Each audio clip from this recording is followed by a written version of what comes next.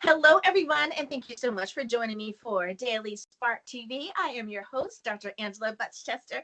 My guest today is Dr. Susan Rich, and I'm so excited to talk to her today. Her book is entitled The Silent Epidemic, and boy, are you in for a treat. I've had the opportunity of speaking with her for Daily Spark Radio, and she is such a wealth of information. So go on, get comfy, get cozy, because we are about to get started. Hello, Dr. Susan. Thank you so much for joining me today. Hi, Dr. Angela. Very great to be here. Thank you so much for having me on your show. Of course. You are such a wealth of information, and I love your personality, and I'm so glad that you were able to join me today. Now, before we talk about your book, I want to ask you a little bit about who you are. I didn't want to read a bio, but I do want to ask you, what makes you Dr. Susan Rich? Well, I am a child, adolescent, and adult psychiatrist. I have a Master of Public Health and Health Policy and Administration, and I've had over 14 years experience working with children with neurodevelopmental issues, especially fetal alcohol spectrum disorder, which is the topic of my book. And I've had really over 28 years experience in that field, even prior to doing medical school and my public health degree. Now, I love all that you are able to do. And I love it when people have degrees in things that allow them to not only talk about one thing, but a spectrum, using that word, a spectrum of things, because it allows us to delve a little deeper into the conversation. Now, before we talk about the disorder itself, I wanted to ask you about the title of your book, The Silent Epidemic. It is quite intriguing, great title. Why did you decide upon those words for your title? Well, the silent epidemic is really related to the fact that this has been endemic, meaning at a low level in the population, and at times epidemic, depending on what time in history that alcohol is being used. We've had this condition around since, the time of the Vikings, really, when people were raping, pillaging, and burning all over Northern Europe and half of North America. But having said that, at times this condition of prenatal alcohol exposure happens in a society like here in the United States in epidemic proportion. And that's really what we're dealing with now. Alcohol use rates went up by 400% from 91 to 95 in pregnant women, so moderate to heavy use. And so what we're seeing now in youth is a number of youth who are affected that were actually born, say, 95 to 2000. And those are the ones now ending up in the correction system, the juvenile justice system, with substance use issues, learning disabilities, autism, ADHD, many other problems. Not saying that those are the only causes, but it's probably the leading preventable cause of neurodevelopmental issues. And the rest of the title of the book, so The Silent Epidemic, really because it's silent, nobody knows about it. I'm trying to raise awareness. But A Child Psychiatrist's Journey Beyond Death Row is the second part of the title. I have been to death row in about 5 states. I've helped get people through the appeal process of having their case understood as being as a consequence of their neurodevelopmental issues. And I believe as a society, we need to go past that and understand that these children can be helped, but we have to start at a very young age. We have to start when they're young, being able to help their families, support them with services, and to be able to help society understand them as having neurodevelopmental problems rather than being willful or having conduct disorder or all of these other conditions that society will put upon them and put them in jail or prison. Absolutely. And boy, have you said a mouthful, because we do know that due to having these types of conversations, that we are looking at our children and their behaviors as early as elementary school and projecting where they will go and what their futures look like. So you are most correct. Now, being an author, is that something that you always wanted to do, or did you find that that was just the next logical step along your life path? Well, I've ever since learning about prenatal alcohol exposure and the impact on our society, and really how many young women don't know that this is a problem, especially before they find out they were pregnant. I kind of knew all the way back then that book hadn't been written. I did read a book which led to me leaving a job in pharmaceutical research to go back to school to do a Master of Public Health. I actually read a book called The Broken Cord, which inspired me.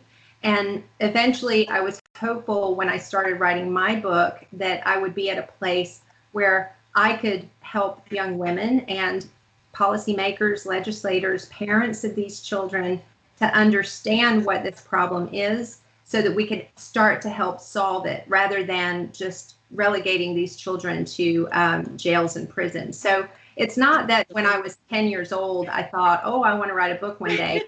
As a result of finding out about this, it just was such a compelling issue. And it really touched my heart in such a way that I needed to get it together to get the book written so that people could understand this very misunderstood and under-recognized condition. You are so right. And my next question for you is, and you kind of touched on it a little bit before, and that is, most people are familiar with fetal alcohol syndrome, but you are talking about fetal alcohol spectrum disorder. It sounds like you're kind of even zooming out a little bit more and telling us, hey, there's a lot of layers to this. Can you tell us a little bit more about the spectrum disorder? Yes. So fetal alcohol syndrome actually accounts for only about 10 to 15% of children who are affected by prenatal alcohol exposure. Another, say, 85 to 90% of them have a wide range of conditions that we consider more neurodevelopmental or neuropsychiatric. And that is, a range of learning disabilities, ADHD. Some of them have social communication problems that look a little bit like autism spectrum. Now, the difference between fetal alcohol syndrome and the broader term is the face. So the ones who have the facial features recognized as the fetal alcohol syndrome, that occurs in the early part of pregnancy, late third, early fourth week post-conception, with as little as 4 drinks at a clip. So if the mom drinks as little as 4 drinks, which would be less than a Long Island iced tea, which has 6 shots. Right. So 4 servings of alcohol, 4 to 5 servings, late third, early fourth week, is enough to cause the full-blown fetal alcohol syndrome. Now, which affects the face, it affects the learning, attention, lots of issues in the brain, and it can affect growth. So the children have a hard time growing and thriving, whereas fetal alcohol spectrum disorder is considered a wider sort of diagnosis, and really it is not a diagnosis itself. The diagnosis is neurodevelopmental disorder associated with prenatal alcohol exposure, and that's the second part of the title of my book. So understanding, treating, and preventing neurodevelopmental disorder associated with prenatal alcohol exposure, NDPAE. So FASD is kind of the umbrella term that takes into account fetal alcohol syndrome. And then the other diagnosable term besides fetal alcohol syndrome is neurodevelopmental disorder associated with prenatal alcohol exposure. And that, psychiatrists can make the diagnosis, a developmental pediatrician, a neuropsychologist. There are a variety of people who can make that diagnosis, but many of these children are not getting properly diagnosed. And that's really the bigger problem. It sounds like it. Now, would you suggest then that moms, when they find out that they're pregnant, that they should really start getting that prenatal care? Is that really important? Is that one of the first things that they could do? Of course, besides, don't drink while you're pregnant, but should they really make sure that they are getting that prenatal care? So here's the rub, and this is what launched my whole career after learning about this problem. Is if you wait until prenatal care, it's already too late. Most OBGYNs will not see you prior to about 8 to 12 weeks post-conception. And if she stops drinking 8 to 12 weeks post-conception, a lot of damage has already occurred. So what we know is that it's the late third, early fourth week, in those periods of time before the woman even knows she's pregnant, that her baby could be affected. So the best choice is to contracept if you're using alcohol. That is, use family planning techniques. It could be just avoid having sex.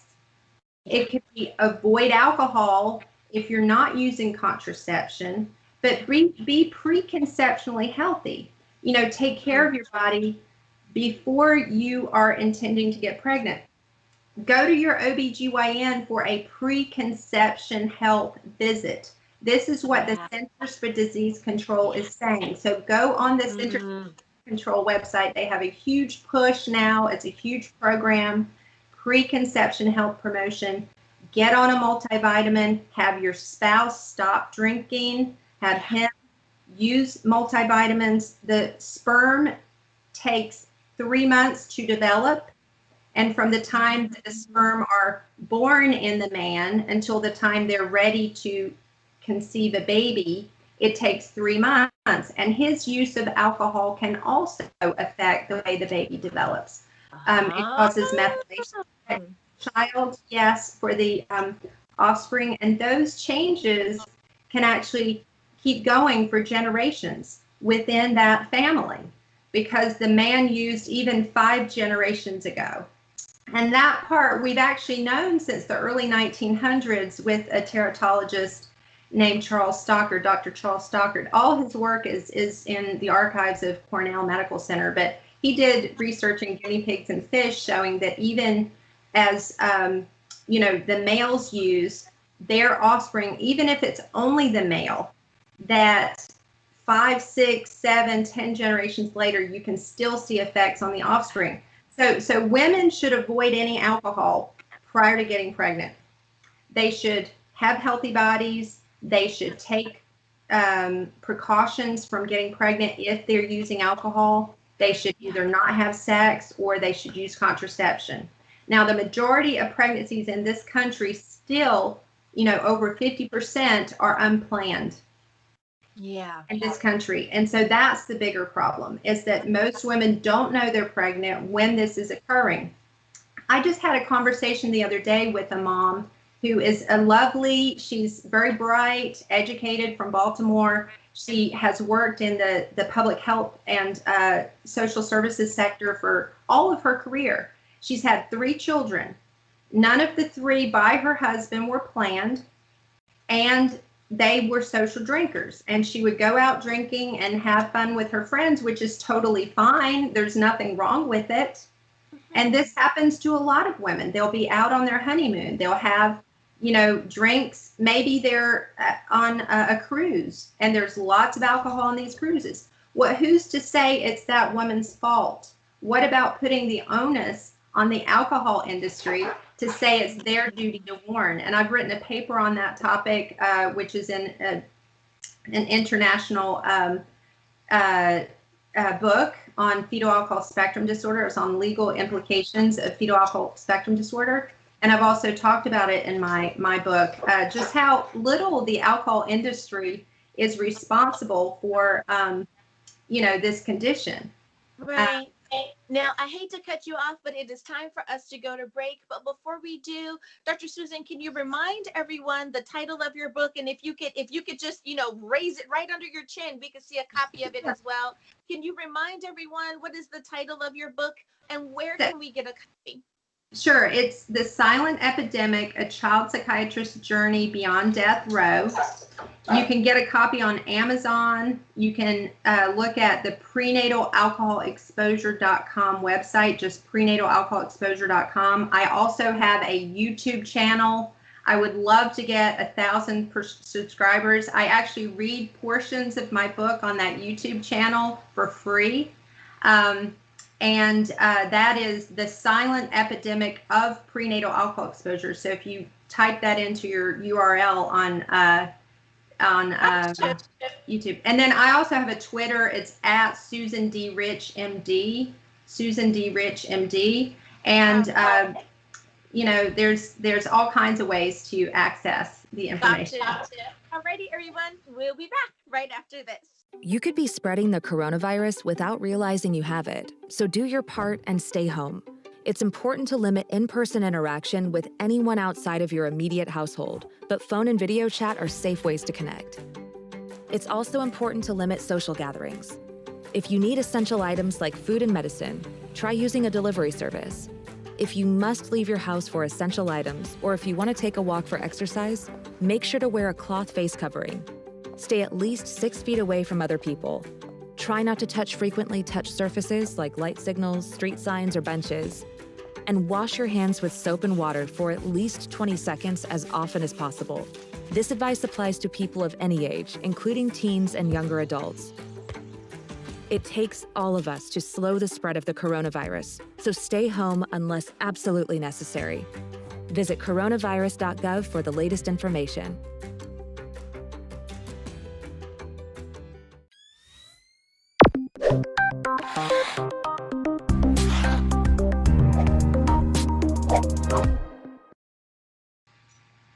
And we are back. Thank you so much for joining me for Daily Spark TV. I am Dr. Angela Butts-Chester. My guest today is Dr. Susan Rich, and we are talking about her book, The Silent Epidemic. Now, I love talking to Dr. Susan, and we could talk all day, which we, if we had the time, we would definitely do that. But we are talking about something that I think very few women actually know about. You know, this information that you're sharing with us, Dr. Susan, no one has ever shared with me.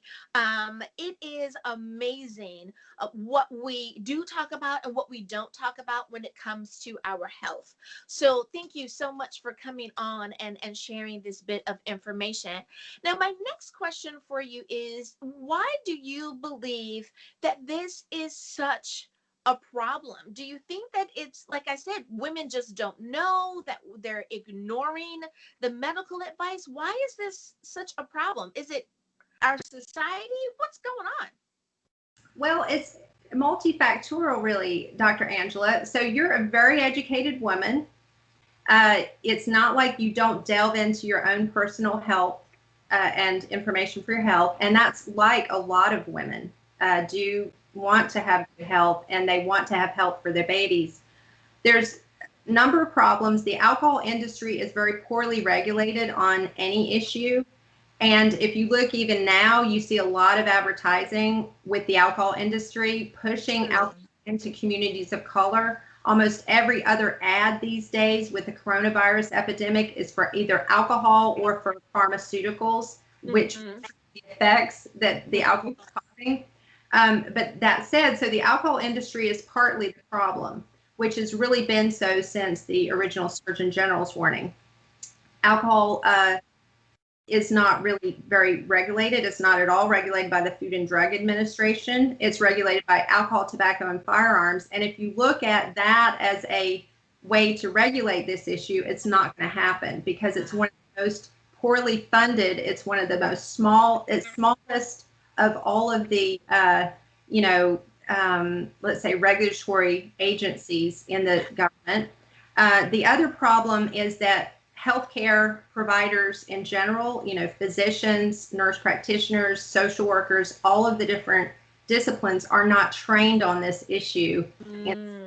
And what it would take is a massive global change in the way that we perceive alcohol use in general, but also during reproductive years. So it would require revamping a lot of medical training, require teaching doctors and reteaching them. And many doctors do use alcohol themselves, and they don't want to consider that their social drug of choice or any of our social drugs of choice are going to cause a problem. Yeah.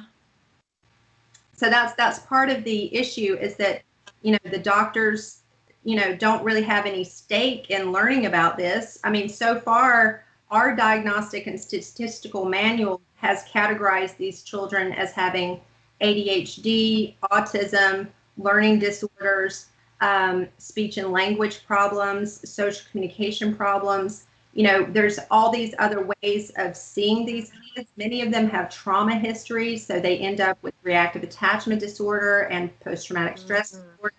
And so they're characterized in many different ways. Not saying that any of those conditions of themselves are only caused by prenatal alcohol, but it's 1 in 20 children. So listen to this number, 1 in 20 in our country, and it's because 50% of pregnancies are unplanned, and 13.5% of childbearing age women binge drink. Oh, wow. So binge drink meaning 4 to 5 drinks or more at a time. Yeah. So if you consider lack of access to contraceptives, increased access to communities of color for alcohol. You can buy alcohol easier in a community of color than you can bread. There are not the grocery stores in communities of color. We've talked about this before, you and I, that there are systemic reasons, there are societal reasons. So if you look at alcohol industry, you look at the medical community, then you look at the government, and who is making those decisions about where these alcohol shops are placed. It's the local and the state government. So they say, well, in this community, it's okay to put 10 liquor stores, and we're going to give licenses to 10 different, people who don't even live in this community to run these liquor stores. However, in this other community, we're going to put 10 grocery stores. Yeah. And we're only going to have 1 liquor store in that one. But this community over here, we're going to put 10 liquor stores and 1 grocery store. And if you look at it, that's how it pans out. In Ward 7 and 8 in DC, they've got 3 grocery stores between them. I've never counted how many liquor stores, but I can guarantee you it's probably double that. Yeah. Absolutely. And you are hitting the nail on the head there. And thank you for bringing that to people's consciousness, because so many times when we hear someone who lives in that neighborhood say, hey, we need a grocery store, we're living in a food desert. And they say, well, you have corner stores, but that corner store is really a liquor store that has a few items that you can purchase, and it's usually canned goods. It's not fresh fruits and vegetables. You're right. I am within walking distance of a major, without saying names, a major brand, a major grocery store that gives me organic fruits and vegetables and organic chickens that have has eaten as well as you and I.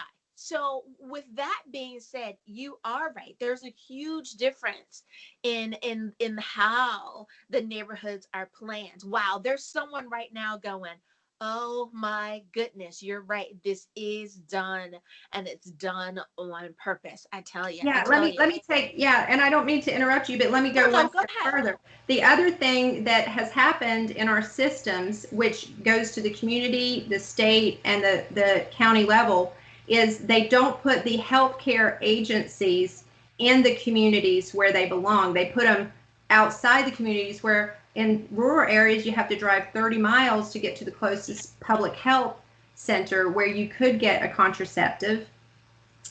Whereas if you're like in a rural or even an urban area, you may not have access to transportation to drive that far.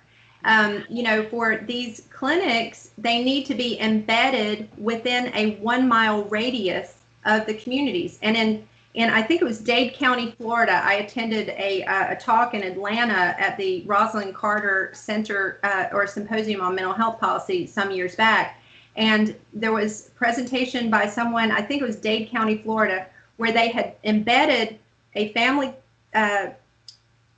planning clinic with a variety of reproductive health services and public health services in what used to be an elderly folks home, like one of the nursing homes, but they had abandoned that, but they then revamped it, and half of it was a daycare area for the children to go while their parents were getting their public health needs met, their medical needs and their reproductive health needs and that type of thing. Wow. Within I think it was 1 to 3 years of that taking place, the domestic violence rates went down because pregnancies were more planned and they were spaced out to where the women were having a child not every 1 year or every 11 months, but they were having a child every 3 years or every 4 years. Okay. And the women had better access to education and better access to her own well-being because she wasn't constantly having another baby.